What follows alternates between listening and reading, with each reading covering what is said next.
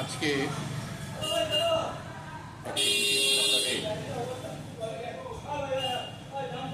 এই এপিসোডটা করছি, সেটা হচ্ছে যে মানুষের সবচাইতে বেশি যেটা চাহিদা, সবচাইতে বেশি চাহিদা হচ্ছে যে অর্থ অর্থাৎ টাকা পয়সা। এর চাহিদাটা প্রত্যেক দিনই বেড়ে যাচ্ছে, কারণ যুগটা এসে গেছে বিনিময় প্রথার নয়, মানবিকতারও নয়, এখন সম্পূর্ণ স্বার্থের এবং অর্থের। এই স্বার্থ আর অর্থের যুগ এসে যাওয়ার জন্যই মানুষের রোজগার করার প্রবণতা প্রচণ্ড বেড়েছে। এই রোজগার করাটা অনেক মানুষের কাছে যেন তেন প্রকারেণ, সৎ সাত্ত্বিক এবং ধার্মিক মানুষের কাছে এটা কিন্তু যথাযুক্ত নয়। তারা চাই অনেস্টি, সব কিছু ঠিকঠাক হয়ে, কাউকে না ঠকিয়ে, কাউকে না ভুল বুঝিয়ে, কোনো জিনিস গোপন না করে অর্থটি রোজগার করা। অর্থ রোজগার বিভিন্নভাবে করা যায়, আপনি জানেন।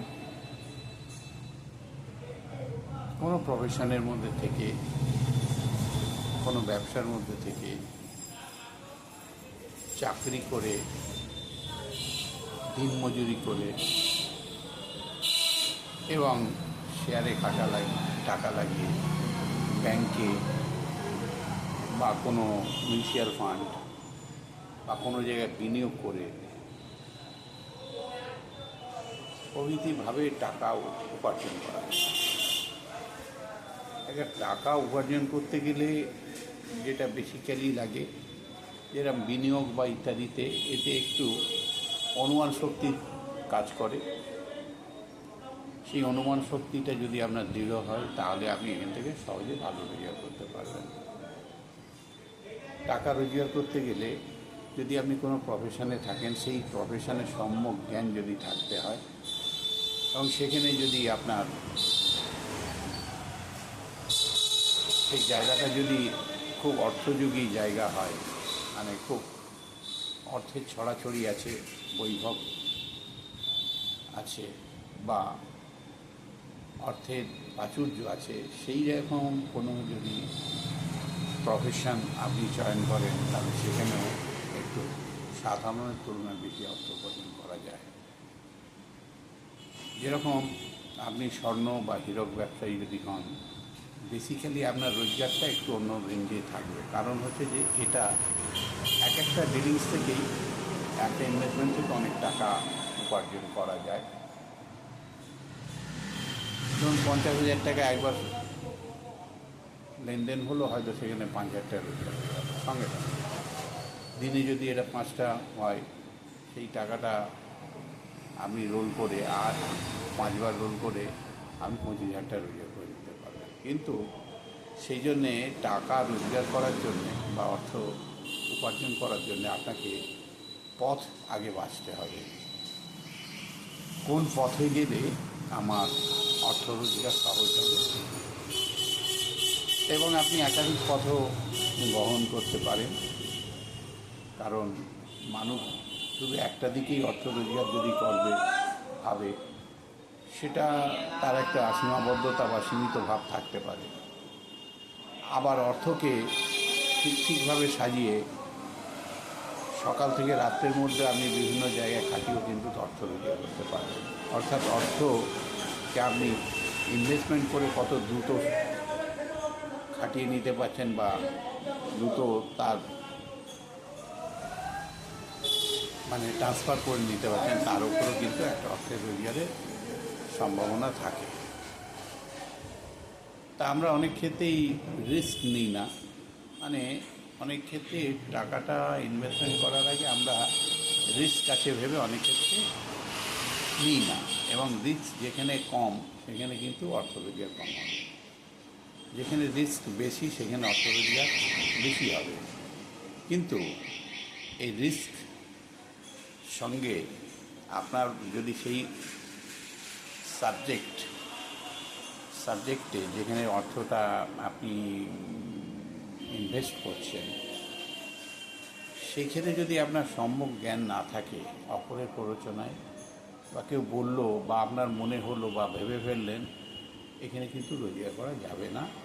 যদিও যায় সেটা আবার চলেও যেতে পারে।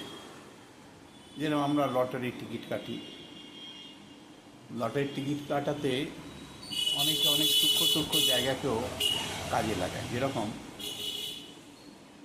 অনেকে নিউমারোলজিকে বিশ্বাস করে, সেই নাম্বারগুলোকে চয়ন করে করে নিয়ে লটারির টিকিট কাটে। সেখানে একটা যদি নিউমারোলজি যদি সঠিক বিজ্ঞান হয় তাহলে সেখানে লটারি লাগার সম্ভাবনাটাই ডেফিনেটলি বেশি থাকবে। যেখানে যতটা কম নলেজ থাকবে সেখানে ততটা বেশি রিস্ক থাকবে ইনভেস্টমেন্টে। যতটা নলেজ থাকবে এবং সঙ্গে বুদ্ধি অ্যাপ্লাই করতে পারবেন সেখানে কিন্তু অর্থ রোজগারটা আপনার ততদিন হবে। শুধু নলেজ থাকলে হবে না, সঙ্গে তাৎক্ষণিক বুদ্ধির প্রয়োজন হয়, তবেই কিন্তু অর্থ রোজগার করা যায়। বহু মানুষের পুস্তকীয় জ্ঞান আছে, আবার সেখানে অভিজ্ঞতা নেই, তাহলে অভিজ্ঞতা একটা কাজে লাগে। মানে প্র্যাকটিক্যাল অভিজ্ঞতা, বাস্তব যে অভিজ্ঞতা, সেই অভিজ্ঞতাটা কিন্তু আপনাকে খুব কার্যকরী ভূমিকা অবলম্বন করে জীবনে অর্থ রোজগার করার জন্য। সেই জন্য অর্থ রোজগারের আগে আপনাকে আগে জ্ঞান সংগ্রহ করতে হবে, মানে নলেজ বিভিন্ন জায়গা থেকে নিতে হবে। তারপর সেটা দেখতে হবে যে কোনটা আমার পক্ষে সহজ, বুঝতে সহজ হচ্ছে। যেটা সহজ আপনার বোঝার পক্ষে সেখানেই কিন্তু ইনভেস্টমেন্ট করবেন। যেখানে আপনি বুঝতে পারছেন না, কারোর বোঝার ওপর নির্ভর করে আপনাকে বুঝতে হচ্ছে, সেখানে কিন্তু লগ্নি করলে আপনার ফল বিপরীত হতে পারে, সেখানে আপনার কিন্তু কিছু করার থাকছে না। সেই জন্য অর্থ যখনই আপনি উপার্জন করতে চাইবেন এবং অর্থ যখন ইনভেস্টমেন্ট করতে চাইবেন, সেখানে কিন্তু আপনার সেই সম্বন্ধে সম্যক জ্ঞান একটা বেসিক্যালি নিয়ে রাখা দরকার আছে। এবং এটা সিস্টেমেটিক চলতে চলতে একটা অভিজ্ঞতা সঞ্চয় করতে হবে। প্রথমে ছোটো ছোটো আপনি অর্থ বিনিয়োগ করুন, দেখুন যে আপনার অভিজ্ঞতা বা প্রেডিকশান ঠিকঠাক হচ্ছে কি না, তারপর আপনি বড় বড় ইনভেস্টমেন্টে যাবেন। আপনি প্রথমেই 1 লক্ষ টাকা দিয়ে ইনভেস্টমেন্ট স্টার্ট করলেন, সেখানে আপনার টাকাটা 10,000 টাকা কেটে গেল, 90,000 হয়ে গেল, মানে লস হয়ে গেল। কিন্তু আপনি যদি সেটা বুদ্ধি করে 100 টাকা দিয়ে আপনি দেখতেন, তাহলে সেখানে 10 টাকা গেল। সেটা এমন বিরাট টাকা নয়, বিরাট ইনভেস্টমেন্ট না, বিরাট টাকা জানি, কিন্তু পার্সেন্টেজে 10% একই। এইরকম আপনি 10-12 বার অন্তত সেই জায়গায় ইনভেস্টমেন্ট করে দেখুন, যতটা ন্যূনতম অর্থ দিয়ে সেই ইনভেস্টমেন্টের রিটার্নটা পান, সেইভাবে 2-4 বার করে দেখুন প্র্যাকটিক্যাল কী হচ্ছে। কি শুনেছেন, কি ভেবেছেন, কি লোকে বলেছে সেটা বড় কথা নয়, আপনি প্র্যাকটিক্যালি কি দেখলেন। যদি দেখেন যে হ্যাঁ ঠিক আছে, তারপরেই চিন্তাভাবনা নেবেন যে আমি এখানে লামসাম বা বড় ইনভেস্টমেন্ট করবো কি না। তার আগে কখনোই নয়, কখনোই নয়, কখনোই নয়। লোভ, এই লোভকে কন্ট্রোল করতে শিখতে হয়। মানুষের এটা একটা বড় গুণ, নিয়ন্ত্রণ একটা বড় গুণ।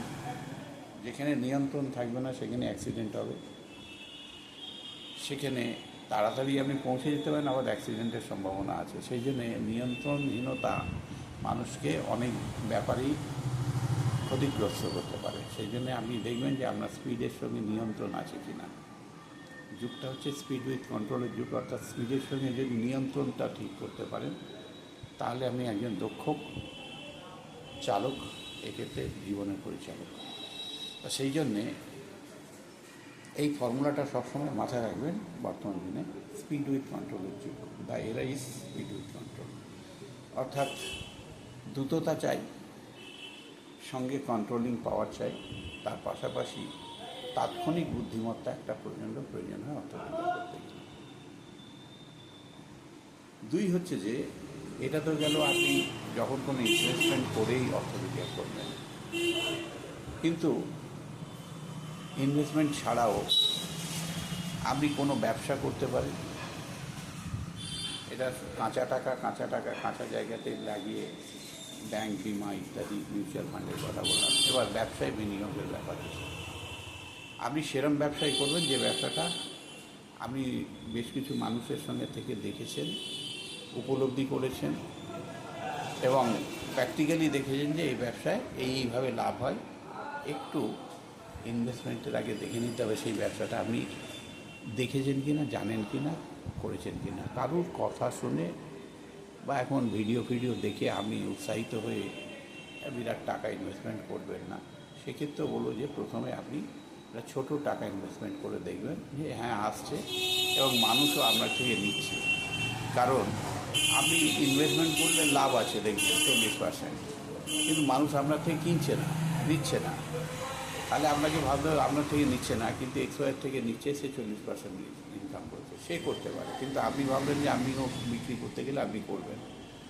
সেক্ষেত্রে অনেক সময় মিউজিক্যাল ব্যাপার এসে যায় যে আমিও বিক্রি করবো, চলবে না, নাও চলতে পারে। কারণ হচ্ছে অতীতে আপনার থাকা সামাজিক যে গুডউইল, সেই গুডউইলটা একটু কাজ করে। গুডউইলের পাশাপাশি আপনার যদি প্রভাব থাকে সেখানেও কাজ করবে। তৃতীয় কথা হচ্ছে আপনার কৌশল, কথা বলার কৌশল, টেকনিক, এগুলো কাজ করবে। আপনার বুদ্ধিমত্তা কাজ করবে। আপনার পূর্বানুমান শক্তি মানে সিক্স সেন্স, এটাও কাজ করবে। সবগুলো কম্বিনেশনে কিন্তু তবে ব্যবসা হবে। ব্যবসা মানেই যে ইনভেস্টমেন্ট করবেন রিটার্ন দেবে তা নাও হতে পারে। কারণ ব্যবসাটাও করতে জানতে হয়, কিছুটা তো ভাগ্য সব জায়গাতেই কাজে লাগে, কিন্তু ব্যবসাটাও আপনাকে করতে হয়, জানতে হয়, বুঝতে হয়। এইভাবে আস্তে আস্তে আপনি এদিক দিয়েও রোজগার করতে পারলেন ব্যবসার মাধ্যমে। আরেকটা হচ্ছে যে আপনি কোনো জব, জাস্ট ওবে বস, জব মানে GOB, জাস্ট ওবে বস, মানে অর্থাৎ আমি ইয়েস স্যার নো স্যার ঠিক মতো করতে পারেন কি না, তাহলে চাকরিটা টিকিয়ে রাখতে পারবেন এবং ফাইলিং করে আস্তে আস্তে অনেক ওপরে উঠতে পারবেন। সঙ্গে কিন্তু ভাবতে হবে যে আপনাকে কাজ দেখাতে হবে। আপনি যেখানেই যান কাজের লোক, সৎ, নিয়মানুবর্তিতা আছে, সময়ে খুব সংক্ষিপ্ত সময়ে অনেকটা বড় কাজ করে দিতে পারেন। এই গুডউইলটাও আপনাকে কিন্তু কাজের ক্ষেত্রে তৈরি করতে হবে। জব যেখানেই করবেন কম সময়ে আপনি একটু বেশি কাজ করে দিতে পারেন এবং যখন কাজের দায়িত্ব নেন সেটা করে দিতে পারেন। খুব কর্তব্যপরায়ণ এবং খুব ডিউটিফুল, তাহলেই কিন্তু আপনি সেই কর্মে একটা জায়গা তৈরি করে নিতে পারবেন এবং দেখবেন যে খুব কুইক উন্নতি হবে। এক বা একাধিক কোম্পানি যখন জানতে পেরে যাবে আপনাকে চাগিয়ে নিয়ে আস্তে আস্তে উপরে চলে যাবে। তাহলে এক্ষেত্রেও কিন্তু আপনাকে ভাবতে হবে যে পরিশ্রম সঙ্গে বুদ্ধি, মেধা, সঙ্গে সঙ্গে স্পিড, আর সঙ্গে সঙ্গে আপনার সততা রাখতে হয় সব কাজের মধ্যে, তাহলে কিন্তু এগোতে পারে। আরেক ধরনের কাজ আছে যেখানে আপনি করছেন, শুধুমাত্র ওই টাইমটুকু দেবেন, টাইমের মূল্যায়ন হবে। সেখানে কিন্তু স্কিলের কোনো ব্যাপার হয় না, সেখানে কিন্তু বিরাট একটা কিছু মানে বুদ্ধিমত্তার প্রয়োজন হয় না। শুধু জাস্ট একটা কাজ দিয়েছে, আপনি শুধু সেইগুলো বসে করছেন। সেই কাজে কিন্তু মূল্য বেশি হয় না, সেই কাজ স্বল্প মূল্যেরই হয় এবং আপনি নির্দিষ্ট টাইম দিলেই সেই কাজটা পাবেন। আরেক ধরনের কাজ আছে যে কন্ট্রাকচুয়াল বেসিস, যে আপনি এই কাজটা এতক্ষণে করে দেবেন এবং এই রেমুনারেশনটাই বলে করতে পারেন। তাহলে কাজের বিভিন্ন প্রকারভেদ আছে এবং যার সঙ্গে কন্ট্যাক্ট হচ্ছে তার সঙ্গে আপনি কিভাবে কন্ট্রাক্টটা করে নিতে পারছেন, সেখানে কিন্তু একটু বুদ্ধি পরামর্শের প্রয়োজন হয়। সব ক্ষেত্রেই কিন্তু আপনাকে একটা ভাব রাখতে হবে যে আপনাকে কনফিডেন্স দেখাতে হবে, তবেই কিন্তু আপনি রোজগার পাবেন। কনফিডেন্স ছাড়া রোজগার হবে না। তো যাই হোক, এতগুলো কথা বললাম জব ইত্যাদি। তা আরেকটা ব্যাপার হচ্ছে যে সব ক্ষেত্রে কিন্তু জানেন সর্বোপরি একটা ভাগ্য কাজ করছে। ভাগ্য তখনই কাজ করছে যখন কিন্তু আপনি নিজেকে ইমপ্লিমেন্ট করছেন বা নিজেকে আপনি একটা জায়গার আধারের মধ্যে রাখছেন, তখনই কিন্তু আপনার সব কিছু কাজে করবে। কিন্তু আপনি শুধু বসে থাকলে, একমাত্র ওই ব্যাংকে ইনভেস্টমেন্ট একবার করে দিলেন, বসে থাকলেন, অন্য জায়গায় কাজ করলেন, সেখান থেকে একটা অর্থ রোজগার হতে পারে, কিন্তু সেখানে বিরাট হবে না। যে ক্ষেত্রে আপনার বডিলি হাজির থাকতে হবে, সেখানে কিন্তু আপনাকে সবসময় মেন্টালিও হারিয়ে থাকতে হবে, তাহলেই আপনি করতে পারবেন। এই বলে আজকের এপিসোড শেষ করছি। ধন্যবাদ।